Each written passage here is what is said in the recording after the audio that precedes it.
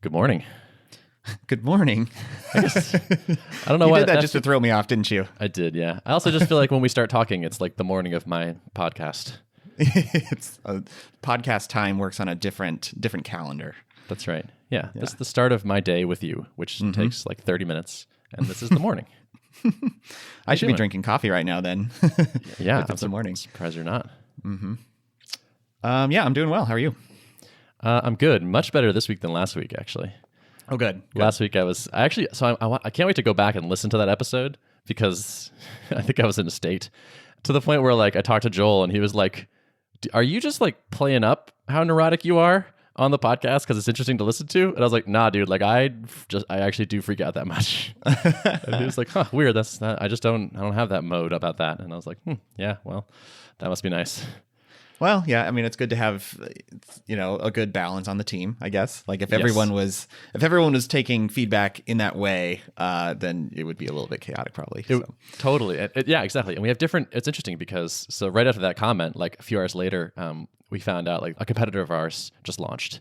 And I'm like, oh yeah, cool. That's fine. And Joel was like, oh, see, now I'm stressed about this. And so I was like, oh, okay. So we just have our different areas that we stress about. Different levers, yeah. Yep. And like Spencer's stressed about like dev delivery things and whatnot. So it's like we all have different things that stress us out, but like the nice thing is they don't quite overlap. Yeah. So it's like, all right, this is one of my things. I'm just gonna like try to like channel some of Joel's energy or vice versa when it's flipped. Mm-hmm. That's good. Yeah, I listened back to the episode this morning actually. I just felt like it was a good one after we recorded it, and sure enough, like same impression. Like I think there's a lot of good stuff here. We hit the whole gamut of all the different areas we tend to go. So I think it was good. Cool. Actually kind of looking forward to listening to it and just being like, I hope I don't cringe too hard at my craziness. We'll see. Nah, it wasn't cringeworthy. I mean, okay. I didn't think it was. Cool. So you and I actually have a guest today, or let's say a co-host. We have a third Art of Product host today. Yes, there's another person on the screen. There is. I'm actually psyched about this. So our guest today is Sebastian, and Sebastian, co-founder, created a company called Ultraworking. And I have been a customer of Ultraworking for a little while now and like really enjoying it. They sent me some t-shirts and I've been doing a bunch of their things and trying their courses and like getting a lot of value out of it. And whenever I have that, I want to bring them on the podcast. So I figured I'd have him come on and chat. And I think he's going to do kind of like what we do, which is like talk about what's going on, what's the context, what's your week like. But hey, Sebastian, welcome. Yeah, thanks, Ben. Good morning. Good morning. It's nice to have you here. So I can maybe just like kick things off actually, which is there's sort of an overlap between you and me, Sebastian, which is I did my March monthly planning a couple of days ago. So this is like one of the courses that you guys offer is like a good effective way to sort of plan a month. I did one for February, found it really useful. I set a meditation goal for February and nailed it. And I think it was basically because of like the light spreadsheet and like actually getting some accountability partners, both of which are recommendations from that thing. So like all like kind of working as designed, which is nice. And so I was like, what do I want for March? And the thing I'm trying to focus on is my theme for this month is 10 to 10, which is 10 p.m. to 10 a.m. So I'm trying to like win the night and the beginning of the day. So including like getting to bed at the right time, stretching when I want to, getting a good morning routine that I like. And I'm a few days in and so far so good. Feels great. Yeah, that sounds really, really sharp. So it's also kind of counterintuitive. A lot of people think of winning the day and they just kind of let the night go how it goes. It's the cool thing when you put attention on an area that people usually don't. You focus hard on it for a month, you get a little better forever. You can forget about it and you'll still just run some best practices forever. So super cool. That's what I'm hoping. And like the sleep thing, I feel like I agree. A lot of people they think of the morning routine, but not so much like what happened before the morning routine. And in February, I would force myself to get up with enough time to like do my 10 minutes of meditation, but I'd be tired while I'm doing it. I'm like, this is like better than not meditating, but like it sure would be nice if I weren't tired. And I just wasn't thinking about like what made me tired at that point. And so now I'm still getting the meditation in, but like I'm alert and I feel good. It's just like a huge change. Bedtime is 100% more important to control and to set than wake time. Everyone's like, oh, I get up at 4 a.m. each day, but like that's not good if you're going to bed at 12:30 a.m., right? So it's like, like, okay, still congrats, it's impressive, but like if you pick one thing, just like go to bed by 8 each day and then wake up whenever you want to wake up. And if your body wants 10 hours and you get up at 6 a.m., great. And if you wake up, inspired at 3 or 4, great. So, a lot of people control for that morning wake time, bedtime. It's the game. Yeah. Yeah. It's so interesting. Like the inputs are what make it. To reset your sleep schedule, do you force yourself to like lay down at pick a time, say 8 o'clock, and then eventually you fall asleep, and after a couple of days you're able to fall asleep at 8? Or do you do the reverse where you force yourself to get up early so then you're more tired and you go to bed earlier? Is it the second? I pull all-nighters. I don't recommend it, but whenever my sleep schedule drifts too late, I'll just take a single all-nighter and have a brutal day, and I'll actually stack it and schedule it so that I can't give up on it, and then I'll go to bed really early and sleep 12 hours and then be up really early again. But I like to wake up really early. Like my ideal schedule's 4 a.m. or earlier. So sometimes I like to wake up at 3 or 2 and get in like a 7-hour day before 9 a.m. Then all those like morning meetings. Well, no, then all those morning meetings that are killing your morning, if you're having them, are now afternoon meetings. And then you're out of the office like really done by 1 or 2 p.m. And then you like go get groceries and go to the gym and nobody's anywhere. And then you don't have a social life. That's the trade-off. But, besides that, it's like great. The thing that I've been doing that I think has made the biggest difference is just I have a screen deadline, which is like no screens for me after 10. If I just look at screens normally, like I will go to bed at midnight. If I don't restrict myself like that, like the internet's too interesting, the screen is too blue, who knows what it is, but like it pushes my bedtime way back. But if I'm in bed reading at 10:15, I fall asleep in like 20 minutes, like consistently. My body's just ready earlier than I feel like it is if I'm not paying attention. Yeah, same with me. Reading always does it to me, which, I mean, I feel a little bit bad that like I don't make a ton of progress on reading books that I want to read at night because I'm like 15 minutes, boom, I'm ready to hit the pillow. But, It works. Yeah, it's so good. Yeah. So just getting onto like updates for me, pretty light week in terms of like huge things happening, but things are good. Things are better. Like I've been doing demos most of the week and like people just like are saying nice things. I'm showing off the app and it's not crashing and it's working pretty well. And we have some nice features and the feedback is coming back as like overwhelmingly positive. And I'm just like, why do I don't need to freak out about this. Like it's pretty good and it's getting better. So calm down.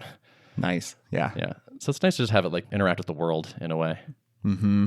That's like the best antidote for me to like feeling uncertain about the state of like, is my product in a good position? Is just to get real outside feedback and not just try to like reason about it and be like, oh, it's probably good. I'm probably on the right track, but to actually hear the real stuff, that always does it for me too. There's some leads in the pipeline that I'm pretty psyched about too. Like I'm hoping like be able to like, say things publicly about companies that are interesting and people might have heard of. So we'll see more on that later, but promising things are happening, which is cool. What's up in your world? Not a huge update for me either, really. So I mentioned last time we talked for like half an hour, it turns out, on like that notifications feature.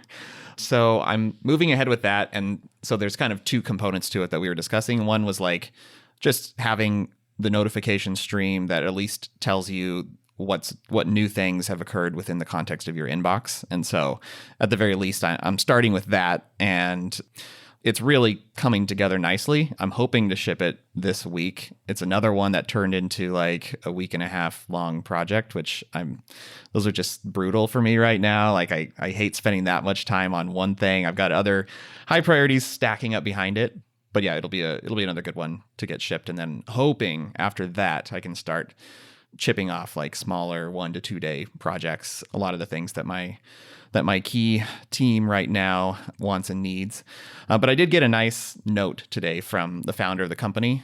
He just posted it in their level channel. It was like, I just want to say, like, I know we've been throwing a ton of like requests and issue reports at you, but I really appreciate the performance improvements, and that's a huge deal for us, and like things seem on the right track. So it was good to get that positive sentiment, because it kind of can feel like, oh man, there's a lot of requests. Like, is any of this working well for you? So it's good. It was good to get that kind of sanity check of unsolicited, like things are moving in the right direction for them. So I'm encouraged.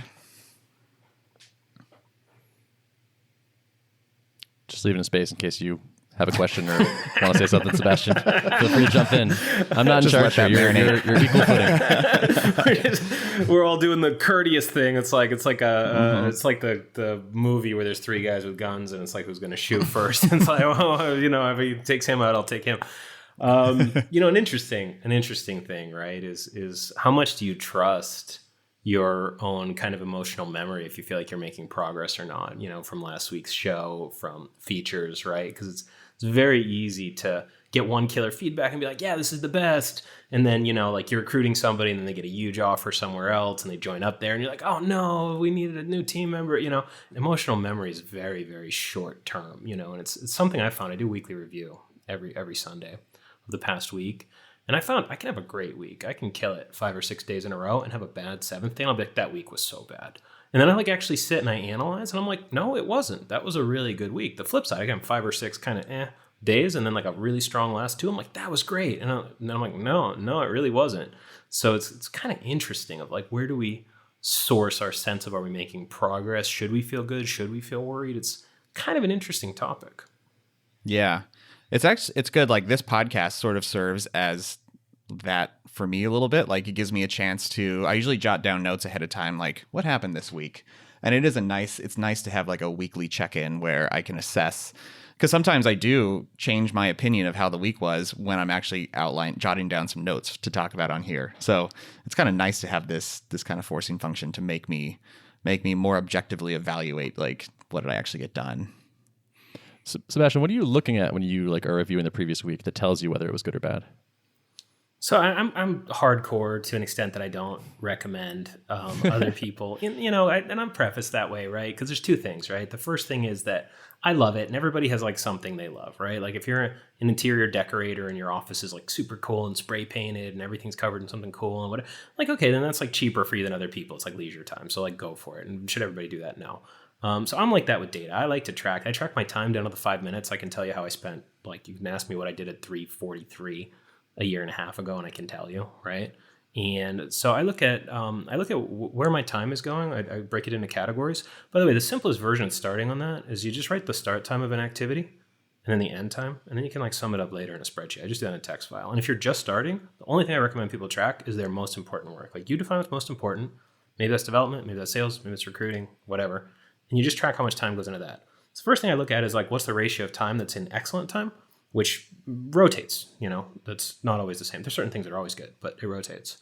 And then what's the percent of time that goes into like okay time? And then there's like leisure time, which is, I don't want that too low and I don't want that too high. And there's like bad time. That's time that's just like totally wasted. Like no bad time. Like if I have a no bad time week, I'm happy. If I take like pure leisure when I'm chilling, that's good.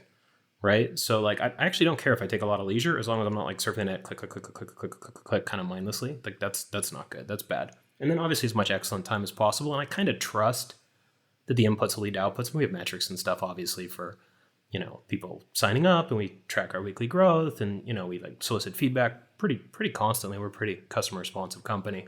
But, I feel like if the inputs are right, and if you're spending your time on the right stuff, and then you're like, you're working pretty well, then that's pretty good. And I use a light spreadsheet, like you said, Ben. I just crossed like the 250 week mark.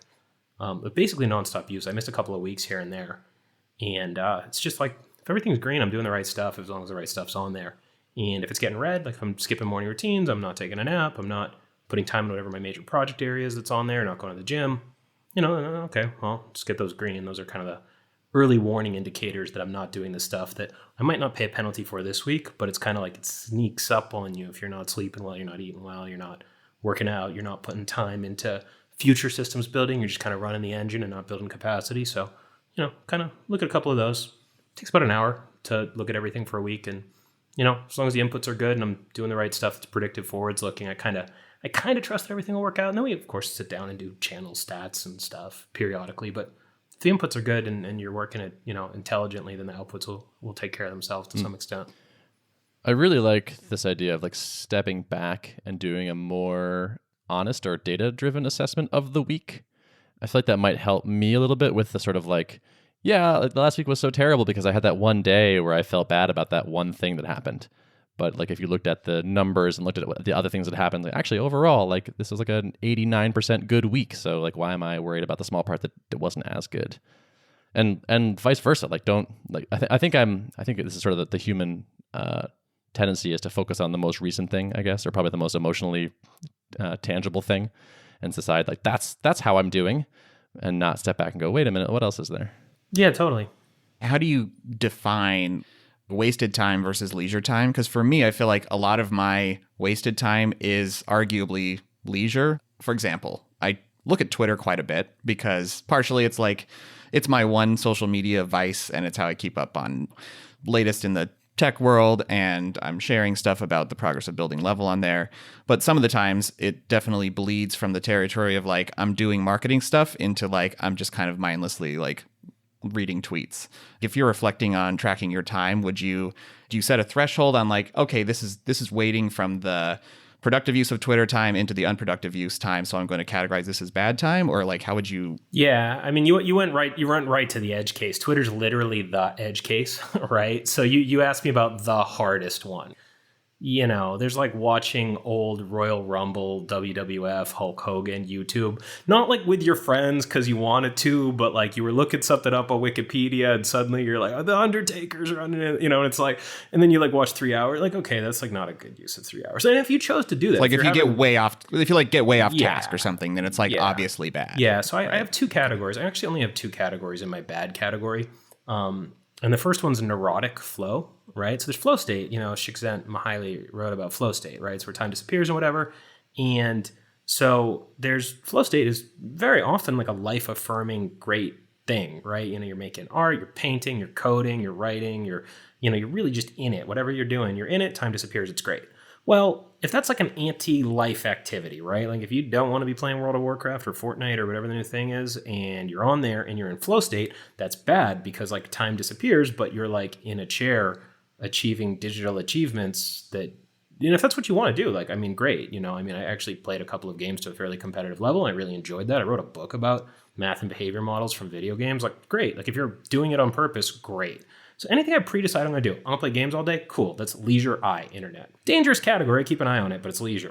But whenever I like find myself, when I wanted to be like this block of time was supposed to be for like writing job descriptions and I'm on Twitter for 2 hours, that's like, I might have got on there for a valid reason to check out, you know, what's a comp in the industry or something, but you know, whatever. My hack for that, by the way, is I'll only look at Twitter. I'll only look at Twitter when I have something to do in about 20 minutes. If I don't have anything to do in 20 minutes, I try not to look at Twitter. And similar to what Ben said, the end of the day, Twitter is the really bad thing that becomes the night Twitter, that becomes the not sleeping and becomes the thing. So that's neurotic flow. The other category that was marvelous for me that I put in bad was stuff that I agreed to do that I really shouldn't have agreed to do. And that was quite high when I first defined it. And now it's like basically zero most of the time. So when someone's like, hey, can you do X for me? My default used to be yes. Like I pride myself on being a really helpful person. I was like in the nonprofit world for a number of years, which is like, you know, you like take care of people and they take care of you. And it's a very relationship based. And there's no resources. You're like trying to do good, you know? So it's like very like you take care of people and you help them out. Right. But sometimes you get asked for something. It's like just hitting during a week that you just really are going to take damage in your core thing if you say yes to that. And I've gotten much better at not doing that. Right. So if I'm like, I got to go to this stupid thing that I agreed to do and it's going to like take 6 hours and this was a total mistake, that goes in that category. And that's really bad. But like if I'm choosing like, hey, I'm gonna chill out on Twitter, or I'm gonna like, you know, watch some guy stream some video game for like a couple hours on purpose because I want to do that, that's great. So when I wanted to be doing something else and I get sucked in and time disappears. Another rule for that is if I'm checking in every half an hour and be like, do I want to be doing this? And I'm like, yes, I do, then I'm okay. Then it's leisure. But if it's just like 4 hours pass, 5 hours pass, you can sometimes judge by if you feel bad afterwards. It's not a universally correct one. If you're like, why did I do that? That's probably bad. If you're like, that was fun, that was cool, then that's probably good. That's interesting. I kind of like that, like not letting any time get completely unbounded, where unless you plan for it ahead of time, or like I'm going to spend 4 hours on this, then I feel like that could be a really powerful thing to just force yourself every half an hour to like check, should I be doing this? Seems like a very simple thing that could have a good impact. Sebastian, you know what's great about you? You are ridiculously hardcore, but you also realize that this level of hardcore is too much for most people, and you have like a pragmatic version of all the like kind of ridiculous hardcoreness that you do. Someone that was this as into these things as you are, that wasn't like also kind of like aware of like how hardcore they are, would be like, could get very like lectury very easily, or like kind of insufferable. Like, wow, this like guy is all about work and that's all, like he thinks everyone should do this. And I feel like you're like, I love this. This is what gets me happy. I'm super intense about this. I also realize that there's like a spectrum and not everyone should live exactly this way. Thank you. It's very nice of you. Like, you're not insufferable. That's one of the better compliments that I got this week. I'm not even joking. I thought that was great. Cool. Good. I could work on my compliment. No, that's perfect. That was so real. Look, so here's the thing, right? I think every company, and if you're building a company, you should look at this. Every company will get some stuff for free. It's like a class in a video game, right? So GitLab has like extremely good documentation, right? Because like they're GitLab, so like there you go. And like Facebook has like really good internal tools. So if you want to code a good internal tool as a developer at Facebook, like Everyone's going to support you. Everyone's going to be on board with that. People will try it out. There's like a culture around that, and you won't have to like go bug and pester people. And you're like, oh, I don't want to switch tools, right? Like Facebook's constantly upgrading their internal tools, and that's just kind of a function of just how complicated their thing is, that they had to have really good tools to be able to navigate the whole thing. I joke with Kai that it's one app, Facebook.dmg, that's like a disaster to run. So it's kind of like every organization will get some stuff kind of for free, right? So I would suspect, Ben, that you guys thinking about collaboration, thinking about sharing a lot when you start ramping up your hiring, you'll probably have like better hiring practices than most people and better onboarding, and like you'll level up people as coders faster. And then so you should start like marketing for that when you do job descriptions, right? Because like when you get better at that and go deeper in that than somebody should, in a bank or in a finance app or wherever, right? You guys can go harder core on that because that makes you more valuable to your users, and that's on expertise, right? Likewise, Derrick over there at Level, like y'all are probably going to have like the best chat, synchronous communications, thinking about boundaries, connections around that. That's going to be really cheap for you, where like it really wouldn't be worth it for a lot of small and medium-sized teams to invest in like a really great communications person reporting to the COO that goes around and makes everyone a better communicator, right? So for us, given that we're working on like human performance, consistency, getting things done, like it makes sense for me to go way deeper than anyone should. It makes sense to go to like 80-20 passes, the 99.9 96 or whatever, right? Where you take the cuts repeatedly, and you take, the second 80-20 gets you 16% of the gains for more of the work and whatever, so it makes sense for me to go super deep on that, because it's, first off, I get a huge kick out of it. That's, hopefully you get a kick out of something about the area you founded your company in, or that you're building a product in if you're working elsewhere.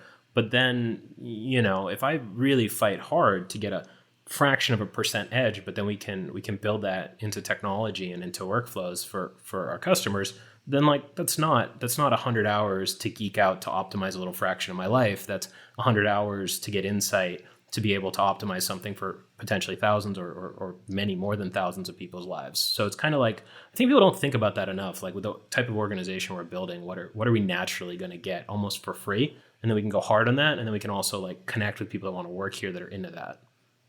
You and I did a call a couple of weeks ago, and I was like, how's your week going? You're like, it's going great. And you're like, I kind of have to have it go great though, because like my job is to make a company that helps people have great weeks. And so if I'm not doing it, then like I kind of can't have my company. So I'm just always doing great. No, it's true. No. I mean, that's really true. Well, I mean, it's kind of like, if you're like all about clean code and stuff, then, you better write clean code, if that's your thing, right? Totally. Yeah. No, it was good and interesting because it was true. What is an average day like for you, Sebastian? Like what's the type of work that you're doing that you've figured out how to master in a way that you always have feeling like you're having a productive, good week? Oh man, I wish I had a regular week. So, that's the problem with being a CEO is like whatever's on fire is yours. Whatever's bad, you go build. Me and my co-founder, right? We cut those up between us. And then you go maximize on the stuff that's working and pour gas on it. But, I kind of flip between different impact areas. I run most of the revenue CRO activities. I run most of the recruiting and hiring, though Kai is a substantial part of that too. My co-founder, who's brilliant. He's a wonderful guy. I'm very privileged to work with. Kind of split up ops between us. He does more ops than I do, but some of those are mine. And we just promoted one of our guys, Xavier, who's really sharp, into being head of engagement. So he's taking over a lot of the, making customers successful and get them to understand how they can use it and connecting with people and doing it better. So I was running that before that. So that's handed off. And then there's kind of like, just kind of whatever falls through the cracks. There's all kinds of little things in an organization that you don't understand is part of the game that you're signing up for. And you kind of just, all right, who's on fireman's duty on that one, right? And then I just do that. It rotates. I heard a quote from a friend of mine who's a founder who's pretty successful. He built his company with no external funding to about like $3 million in revenue in a couple of years, and then they were at like 15 million revenue a couple of years after that. So no external funding. Really really sharp guy. And he said, as a founder, your job is to like build islands, right? And as soon as the island is such that other people can live on it and inhabit it, you hire, you hand that off, and then you go build another island. So you're back in the ocean and like you're reclaiming the ground from the ocean. And then as soon as it's like habitable and like you could just chill and nothing, then you go build something else in the middle of the ocean. So that's a big part of the job. Beyond that, you know, you want to keep the flag high. You want to like really just be an advocate for customers constantly, make sure customers are having a ton of success, having a ton of fun.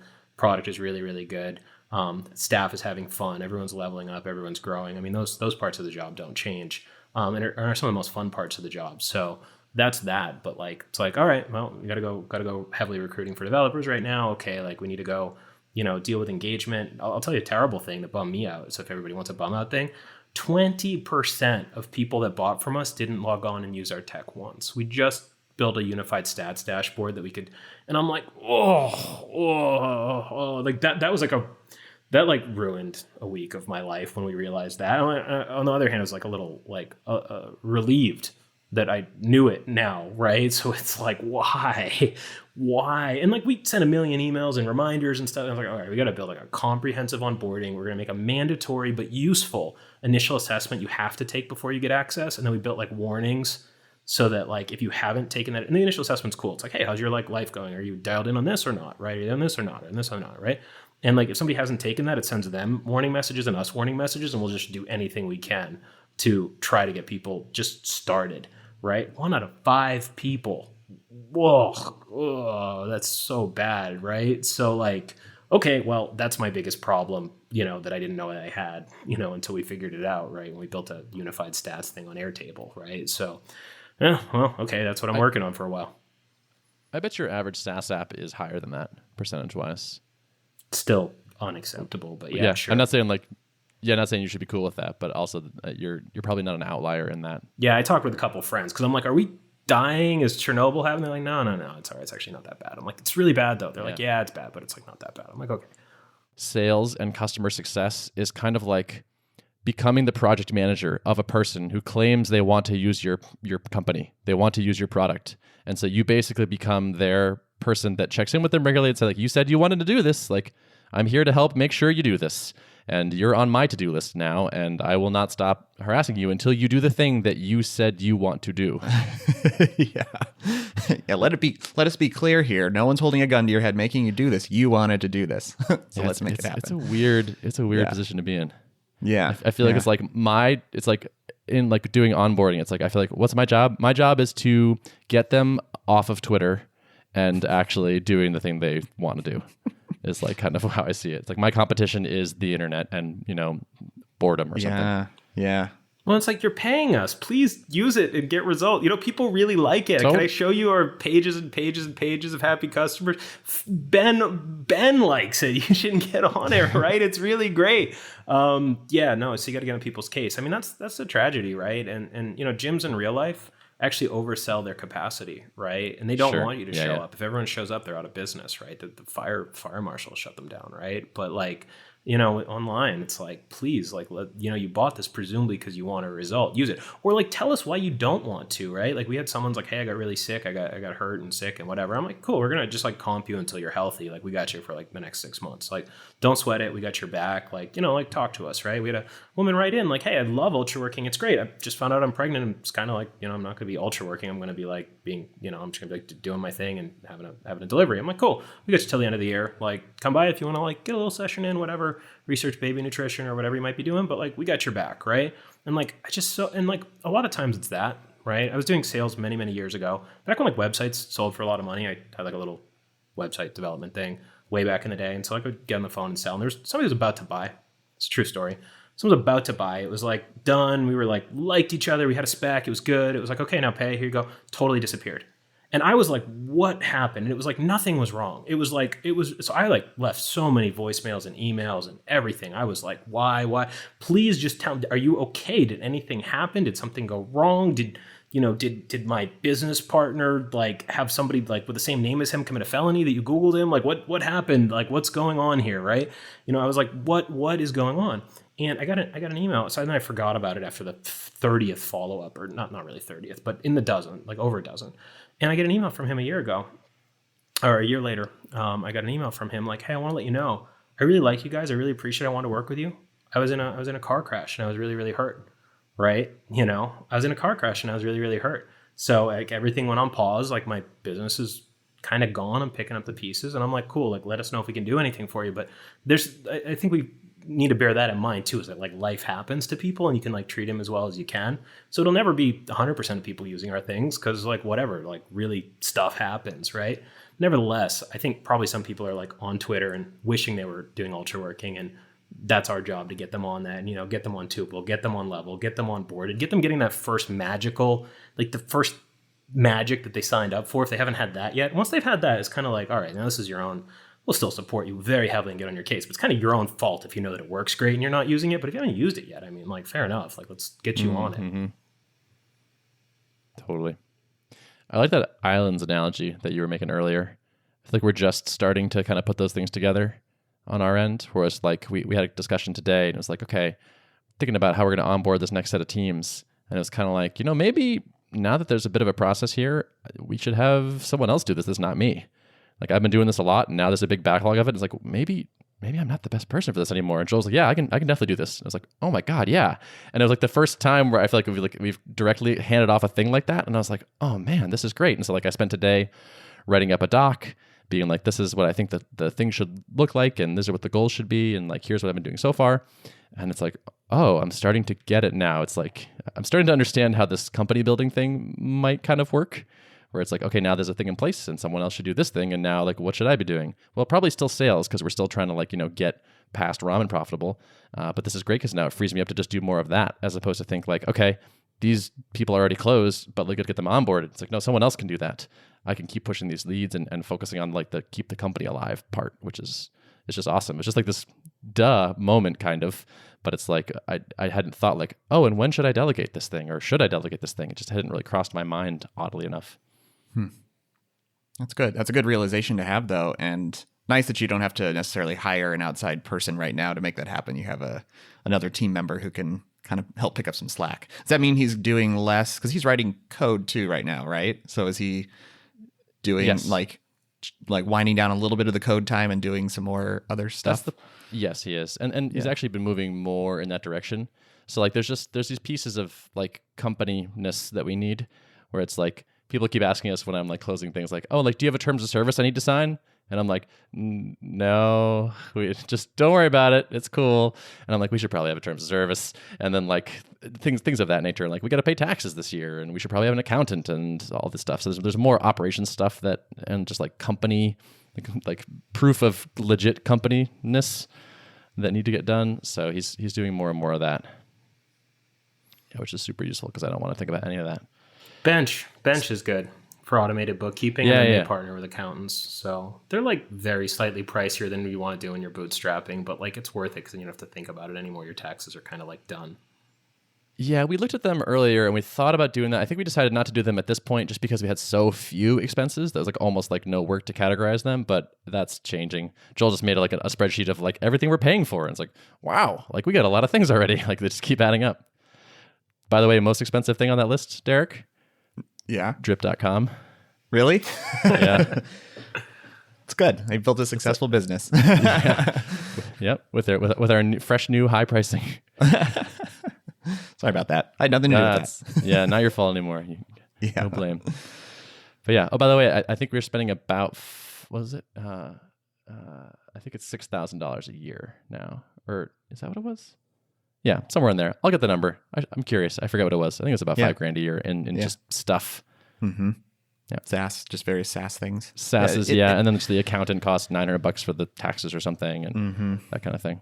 That stuff adds up really quickly, but I still feel like it's a major win over the days where you didn't have all these, little automated services you could pay, a little bit each month to, and you had to actually like outlay larger retainers or something, something like that, like, or buy physical assets. Like, God, who wants to like buy a server? Ugh. Mm-hmm. Yeah. No, it's net. It's great. I'm pretty into it. Yeah. We're using a lot of off the shelf software, which is wonderful. Mm-hmm. I mean, Tuple is built on WebRTC, which is, open source and free. So, hey, that's cool. Mm-hmm. For now. You think that could change? Yeah. I think it will have to change, actually. Like, or at least for the video screen portion of the app.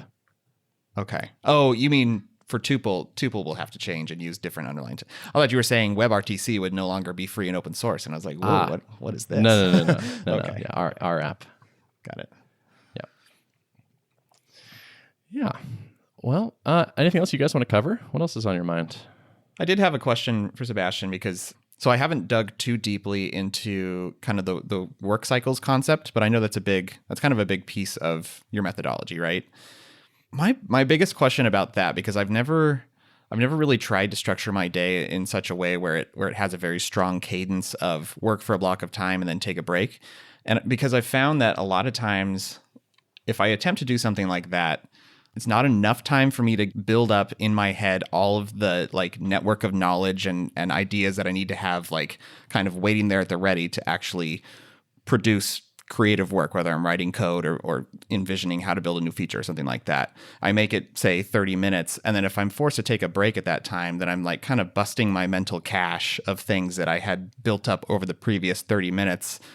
And so I've always struggled with trying to do creative work in a structured way like that. So I'm just curious, like, what are your thoughts on how to fit creative work into a kind of regimented cycle? Yeah, totally. So for people that are highly, highly effective and they do it the way that you do it, and they're highly effective, and it's like, if you're honest with yourself and you sit down and you run your numbers, like when you do that, it just works a very high percentage of the time. And it's not like 1 out of 5 times that works and you think it's great, but you forget about the times that it busts and nothing really happens, right?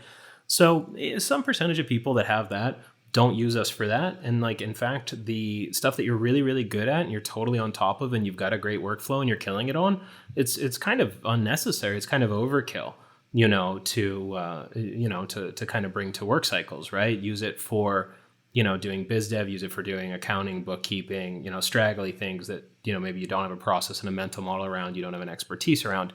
With that said, I used to be an inspiration writer. So I'm very lightly technical. I'm the top 1% of non-technical people technically, or the bottom 1% of technical people is where I'm at. Like, I pretty much know what everything is. And if there's an emergency, I can like Google error messages and fix it. But a lot of times I'm like, okay, what are the credentials for that? I'll go in, I'll change it. He's like, don't do that. I got it. Because guy's like an ace developer, right? So like, I know what's up, but I'm not super technical, but friends with a lot of people who are on like really the cutting edge at like really doing difficult stuff.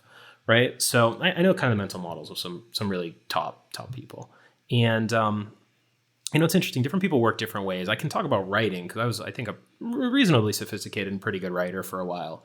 Like difficult historical essays like Soviet Far East policy to keep Japan out of World War II type stuff, 8,000 words with actionable takeaways you could learn from it type stuff. Right. And, I used to be an inspiration writer, where I would like really just kind of dig around until I got some sort of gestalt and then kind of just write until I ran out of gas. And it was a very unreliable process until I came across a book by Bob Posen called Extreme Productivity. Whole book is okay, but I always recommend the chapter on writing to people. And I think it's like chapter 6 or 7. And he did a lot of research and it's pretty conclusive and was compelling to me because I literally flipped my orientation and my methodology around writing to doing it in blocks of firmly defined, I'm only outlining, or I'm only brainstorming when I'm brainstorming, I'm only outlining when I'm outlining, I'm only writing when I'm writing, and I'm only editing when I'm editing. And I'm very clear and draw a very clear distinction on what I'm doing. So you brainstorm if you're not sure what you want to have a piece about, you outline it once you have all the pieces, you write once you have a good outline, and you edit afterwards, but you don't edit in real time. And if you ever get stuck, it's kind of fractal. So if you ever get stuck on one section of your piece, you can brainstorm what you want that section to say and then outline the section more deeply and then write it and then edit it, right? So, and I had a research stage, so I had 5. So sometimes I have to do research after or before different places, so I could go to that mode as well. And that took the time that it took me to write an essay, like a 7,000 good word good essay from like 40 plus hours down to like 12 to 18. So it made a gigantic difference for me and it made me much more reliable. I just literally never got writer's block again, as long as I had any inkling of what I wanted the piece to be about. If I had no inkling at all, I could get a little stuck. But as long as I kind of knew what I wanted to do, I could take that and run with it. Now, if you have a lot of skills that are really hard-baked intuitive, but you can't externalize them, and you can't say, this is exactly what I'm doing, I'm just going on feel, well, you're actually probably running some sort of mechanical-ish process, whether you realize it or not. And it might be just really baked in. You might have the muscle memory down cold, right? It's like a a top athlete that can't tell you their biomechanics, they've got biomechanics. They're using their muscles to do stuff, right? So is it worth kind of like breaking down your whole form of working to rebuild it in explicit things where you could say, all right, I'm going to like jump into this topic and I'm going to like get oriented either on the business and the organizational level, or I'm going to like get oriented around the technological landscape and capabilities, or I'm going to think at how these pieces fit together. And then like I can, concretize that into some sort of chart or diagram, or whiteboard it, or write out the specs or the requirements or the user story or whatever methodology you want to use at various places in this hierarchy, and then code in very modular, whatever the opposite of a monolith is. I'm forgetting the term right now. What is it? The services model and microservices. Thank you. Mm-hmm. Right. So, you could probably take apart your genius and put it back together in a way that you could do the mechanics. You can kind of separate the figuring things out phase from the making it happen phase, And so I think for me, a lot of times they're intertwined. Like I will start off in a direction, and if I spend too much time trying to like figure out how all the pieces fit together from the get-go, then I can get blocked because like there's just too many, the puzzle's too large. I can't envision the whole thing. So I have to like look at a small corner of it and then kind of brainstorm that, set a plan. Then I can start implementing stuff. And then usually I'll hit a natural point where like, okay, I'm heading in this direction, and now like there's a bunch more stuff, more parts of the puzzle I need to figure out. I need to get back into the brainstorming mode. And I feel like I could probably fit the implementation phase into more, regimented cycles. But then if anytime I need to kick back into kind of okay, I really don't know what to do on the next phase, I need to stare at the ceiling for a while and think about this, then that part can be maybe break outside of the regimented mold and allow myself to have more freeform time. Well, here's a question. Is there a way to reliably do ideation and clarification of ideas while searching for a gestalt or a pattern? And if the answer is yes, then you could just sit down and just knock it out the way you would knock out a simple bug fix to accommodate Internet Explorer or whatever, right? That's not a simple bug fix. It's a disaster. But I used to be a gigantic believer in like inspiration and epiphany, and you can't nail this stuff down. I don't believe that anymore. I do believe people, that's their self-model around it. And I do believe there's people very successful around that. And it's an incredibly painful process at the start of it to take apart your own mechanics. I mean, biomechanics are hard enough. Like when a tennis player or a golf player starts to like re-architect their swing after an injury, or as they get older to compensate for like a loss of power, they want to get more accuracy or whatever. That's painful, but like you can watch a video and see what your elbow is doing, right? It was like when your brain, you kind of, I'll be straight honest with anybody that this holds mild appeal to. I don't think the start of it's pleasant. I think it's kind of torturous and like the meta reflection, and it's kind of like it took me a long time to redo my writing mechanics that were like slower and like unpleasant. And like the only reason I didn't give up is because I was like pretty convinced I was going to be a much better, faster writer afterwards, and it was worth it. So if you can get to the point where you can make substantial progress in a 30-minute chunk, even with the most abstract, broad, sweeping things, because it's probably a set of mechanistic-ish thinking patterns or connections. Now, there's some serendipity, and I suppose if two sorts of ideas are really disparately unrelated, or if you need to bring 6 configurations of ideas together, then maybe just chilling out at like a jazz lounge and like having like some sci-fi on your laptop while reading a book at the same time, like sometimes that's just correct. And then obviously bring work cells to the jazz lounge if you really want to, but I don't think that's what I don't think that's the game, right? There's other modes of working, but I strongly suspect that anybody that has really good intuitive mechanics could break them down, could make them explicit and more reliable. I don't think it's necessarily worth it. If it's your ace thing and you like how you do it, which you seem like you're ace at it and you like it, I'm like, well, then don't bother. And like, we're here for you when you got other stuff. Maybe they got stuff that slots in nicely, or stuff you don't want to do that's aversive, that the social accountability and the structure helps with.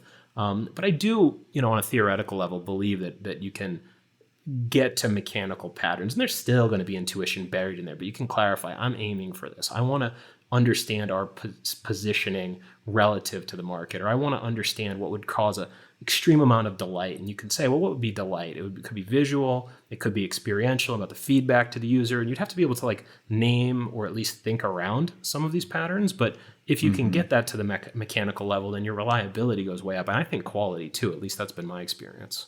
That's really interesting. Yeah, and it's interesting to hear you kind of opine on that. I think there's a lot of nuggets in there. I'm going to re-listen to it for sure. Yeah, pardon me for waxing. Yeah, sorry. No, it's good. We're hanging out It's talking good. about product, and I'm talking about biomechanics and mental patterns. Pardon me.